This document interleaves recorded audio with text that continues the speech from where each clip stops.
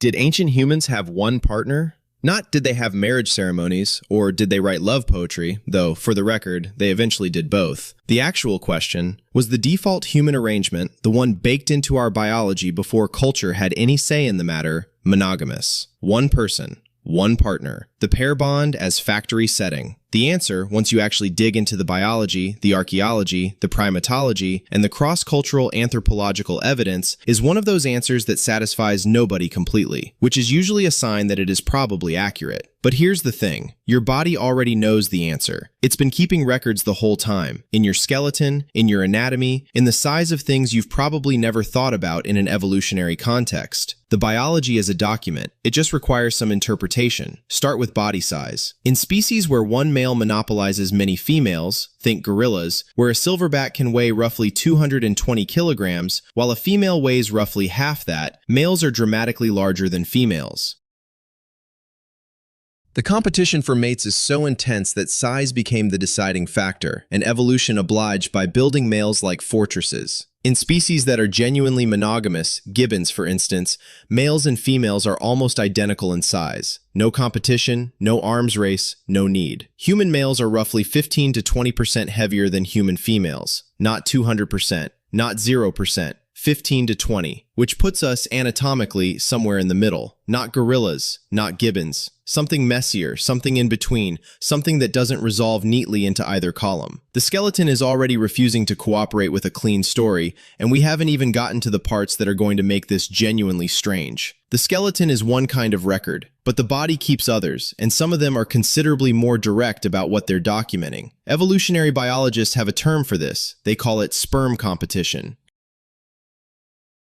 The idea is straightforward in a slightly uncomfortable way. In species where females routinely mate with multiple males, the male's sperm are competing inside the female reproductive tract, and the body responds to that competition over evolutionary time by producing more of it. Larger testes relative to body size are essentially a biological arms race made flesh. The body is not being subtle. Chimpanzees, our closest living relatives, sharing roughly 98.7% of our DNA, have testes that are, relative to body mass, enormous, comically, almost aggressively large. This is because female chimpanzees mate with multiple males during a single fertile window, sometimes in rapid succession, and the male's reproductive success depends heavily on whose sperm wins. Evolution, which has no opinions about decorum, built accordingly. Gorillas went the other direction entirely. A silverback has a harem. He controls access to females directly, physically, through dominance, so his sperm almost never has competition. His testes, relative to his body,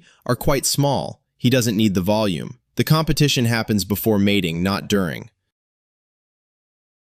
Human testes land in the middle, not chimpanzee scale, not gorilla scale, somewhere in between, leaning slightly toward the lower end, which suggests that our ancestors experienced some sperm competition, but not a lot. The anatomy is a kind of fossil evidence of reproductive behavior, preserved in the very structure of the body long after the specific individuals and their specific choices are gone. What you're left with is a species whose biology is not screaming strict monogamy and not screaming total free-for-all. It is saying something considerably more ambiguous, in a voice that is frustratingly calm about the whole thing. The bones say middle. The testes say middle. Everything so far is pointing at the same inconvenient answer. Roughly 80 to 85% of documented human societies permit a man to have more than one wife simultaneously. That statistic gets cited constantly, in books, in arguments, in comment sections, as evidence that polygyny is the natural human mating system. That we are, underneath the veneer of Western romantic convention, a species built for one dominant male and multiple females. The biology wanted this. Culture just got in the way. The statistic is real. The conclusion it's being asked to support is not. Here's the context it requires. In the vast majority of those polygynous societies, only a small minority of men actually practice it. Polygyny, in most of the cultures that permit it, is a marker of status and wealth, something available in theory to any man, practiced in reality by the few who can afford the economic cost of maintaining multiple households. When anthropologists look at who is actually living in a polygynous arrangement at any given moment, the number drops sharply. The modal human male, across documented history and across most of these societies, has had one partner at a time. Which, honestly, is not what the statistic sounds like when someone leads with it. There's also the question of which societies get counted. The ethnographic record skews heavily towards smaller, non-industrial societies, and within those, toward the ones that had contact with outside observers who wrote things down. The large, dense, historically dominant human populations, the ones that contain the majority of actual humans, have been predominantly pair-bonded for a very long time, not exclusively. Not without exception, but the pair bond was the modal relationship, the expected structure, the social baseline. It was not always exclusive in practice, even when it was expected to be exclusive in theory. So the cross-cultural record gives you the same maddening answer the anatomy already gave you. Mostly one, with significant variation, and a gap between what the rules said and what people actually did that you could drive something large through. The rules, it turns out, are their own kind of evidence. So why would pair bonding spread at all if the biology wasn't demanding it? This is where the story stops being about anatomy and starts being about something colder. There's a hypothesis, researchers call it the social monogamy as stabilizing technology argument, which is not a catchy name, but it is an accurate one, that pair bonding didn't win out because it felt natural. It won out because groups that practiced it outcompeted groups that didn't. Here's the mechanism. In highly polygynous societies, you get a large population of low-status males who have no reproductive prospects. None.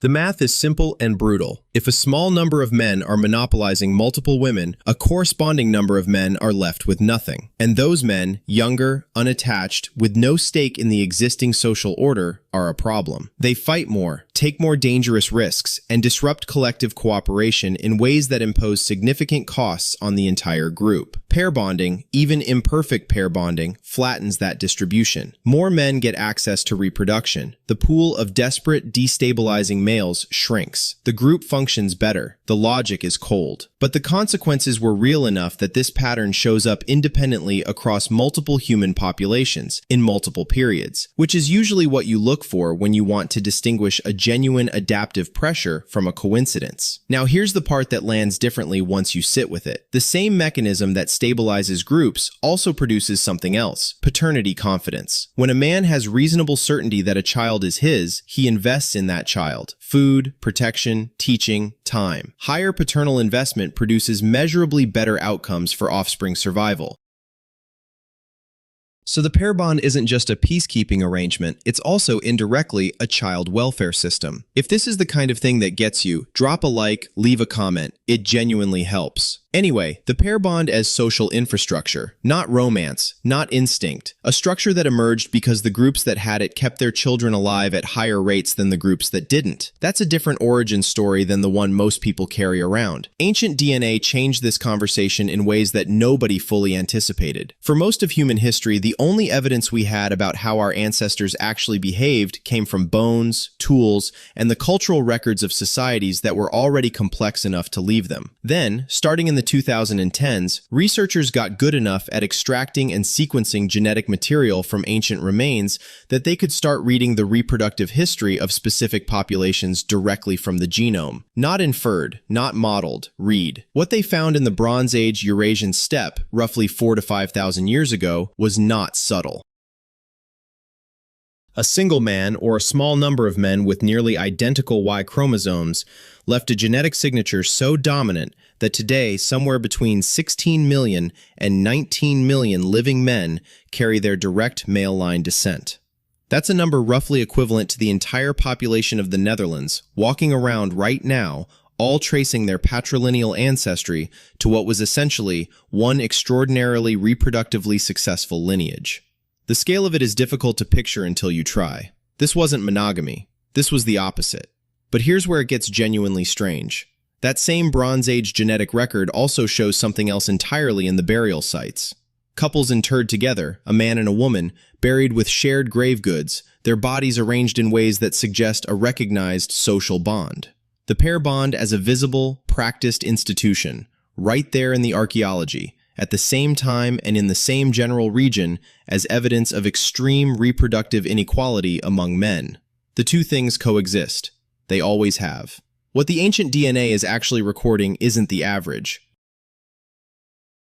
It's the outliers, the men whose reproductive success was so far outside the norm that their Y chromosomes swamped the signal from everyone else. The 16 million descendants don't tell you what most men were doing. They tell you what a very few men managed to do, and how completely that can dominate a genetic record across 4,000 years. Most people left no such trace, which is its own kind of data. There's a detail in the ancient DNA record that doesn't get talked about enough, and it sits right at the center of this whole question. When researchers sequence genetic material from Neolithic and Bronze Age burial sites, the ones where couples are interred together, the ones that look like evidence of recognized pair bonds, they also run paternity tests on the children buried nearby, on the individuals in adjacent graves. And what they find, with a consistency that is either reassuring or deflating depending on your priors, is that the social family and the biological family don't always match. Extra pair paternity in the graves 4,000 years ago. The honest answer about what this means is that we don't know the full shape of it, and we probably never will. The sample sizes are too small, the burial practices too variable, the selection effects too hard to untangle. But the finding itself is not ambiguous. The expectation of monogamy and the practice of monogamy were measurably, consistently different things, even in populations where the pair bond was clearly the recognized social structure, which shouldn't be surprising, but somehow still lands. There's also the Y chromosome bottleneck, a separate signal, visible in the broader genetic record around 6,000 to 8,000 years ago, where the diversity of male lineages dropped sharply relative to female lineages. Far more women than men were reproducing successfully in that period. The ratio, at its most extreme, may have been something like 1 reproducing male for every 17 reproducing females. That's not a mating system, that's a tournament. Then it eases. The ratio normalizes. Pair bonding, or something functionally close to it, reasserts itself across most populations. What you're left with is a species that has clearly been capable of both, the tournament and the pair bond, and has moved between them in response to pressures that were social, ecological, and political all at once. The genome doesn't record intentions, it records outcomes, and the outcome, across the full sweep of the record, is variable, messily, stubbornly, human-scale variable. The rules existed, people broke them, the genome noticed. Jealousy is not a character flaw, it has a job description. This is the part of the conversation that tends to make people uncomfortable, because it takes something that feels deeply personal, the specific nauseating texture of romantic jealousy, and reveals it to be a mechanism with a function, running the same basic program it's been running for a very long time. Evolutionary psychologists call it a mate-guarding adaptation, the body, once again, keeping records and acting on them. Here's what makes it genuinely strange. Male jealousy and female jealousy are not the same emotion wearing different clothes. They track different threats.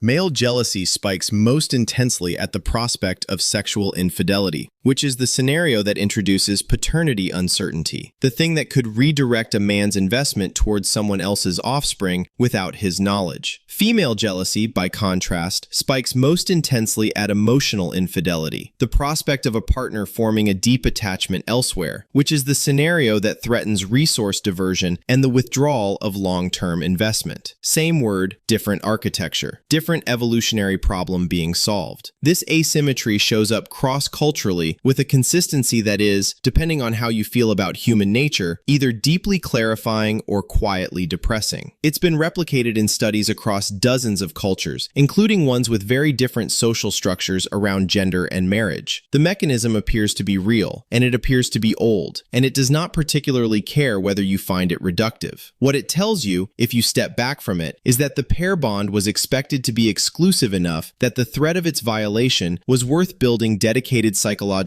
hardware to detect and respond to. You don't evolve a smoke alarm in a building that never had fire. The jealousy response is the smoke alarm. Its existence is evidence that the pair bond was the expected baseline, not always honored clearly, given everything the genome recorded, but expected. The default against which deviation was measured, felt, and acted upon, in every culture, in every period. Pointed in slightly different directions, but present. Every known human culture has marriage, every single one. Not the same kind of marriage, not the same rules, the same ceremonies, the same definitions of who can marry whom, or the same consequences consequences for breaking the arrangement, but some version of a publicly recognized, socially sanctioned bond between individuals that carries specific rights, obligations, and expectations that appears everywhere. In the archaeological record, in the ethnographic record, in societies so geographically isolated from each other that independent invention is the only explanation. Anthropologists call this a human universal. There aren't many of them. Language, yes. Music, yes. Cooking, yes. Marriage sits in that company, a feature of the species, not a feature of any particular civilization. Now here's what that universality actually tells you, because it isn't what it sounds like. Marriage is not proof that humans are naturally monogamous. It is proof that humans consistently needed a system to manage something that was not managing itself. You don't build institutions around impulses that are reliably self-regulating. You build institutions around the ones that aren't. The institution exists precisely because the pair bond is real enough to be worth formalizing and unstable enough to require it. Think about what marriage actually does, stripped of its romantic framing. It creates public accountability. It assigns children to fathers in a way that biology alone cannot. It distributes property, inheritance, and alliance across family lines. It gives the community a stake in the stability of the bond, witnesses, rituals, social pressure, consequences for defection. The whole apparatus is, at its structural core, a technology for making a naturally variable thing more predictable, which is not cynical, it's just accurate. Female mate choice sits inside this too, and it's worth naming directly. Women across cultures and across history have not been passive recipients of whatever arrangement men constructed. The cross-cultural evidence on female preferences, for investment capacity, for reliability, for signs of long-term commitment is consistent enough that it shaped the institution from both ends. Marriage didn't just constrain women, it also gave them a mechanism to extract commitment from men who might otherwise not provide it. The institution has always been doing several jobs at once, most of them unglamorous, all of them real. So, did ancient humans have one partner? The answer, once you've actually looked at the anatomy, the cross-cultural record, the ancient DNA, the psychology, and the universal institution that every human society independently invented to manage the whole situation, is this. Mostly, with significant variation, imperfectly honored even when sincerely intended, and never quite the same thing twice. The mating system of our species is, in the somewhat inelegant but accurate language of the evolutionary biologist who study it, facultative monogamy with variation. Facultative means conditional, not hardwired, not inevitable, but the default that emerges when conditions support it. Monogamy means the pair bond was the expected baseline. With variation means the genome, the grave goods, the jealousy architecture, and 4,000 years of recorded history all agree that the baseline was real and the departures from it were also real, and both things were always true simultaneously. That answer satisfies nobody completely, which is, as noted at the start, usually a sign that it's probably accurate. Here's what it actually means for you, right now, in whatever situation you're in. You are carrying biology that was shaped by pair bonding, the jealousy, the attachment, the specific pain of betrayal, the specific comfort of consistency. You are also carrying biology that was shaped by the fact that the pair bond was never perfectly stable, the restlessness, the tendency to notice, the gap between what you intend and what you feel. Both of those things are in you. They were in the people buried together in the Neolithic graves. They were in the people whose Y chromosomes swept across a continent 4,000 years ago. They have always been in us, running alongside each other, neither one winning. The question, did ancient humans have one partner, sounds like a question about the past. It isn't. It's a question about the architecture you're living inside right now, the expectations, the institutions, the emotions that feel so personal they couldn't possibly be evolutionary, except that they show up in every culture, in every period, pointed in the same directions, doing the same jobs. You didn't invent any of this, you inherited it, which, if you have ever been in a relationship, is probably not news to you.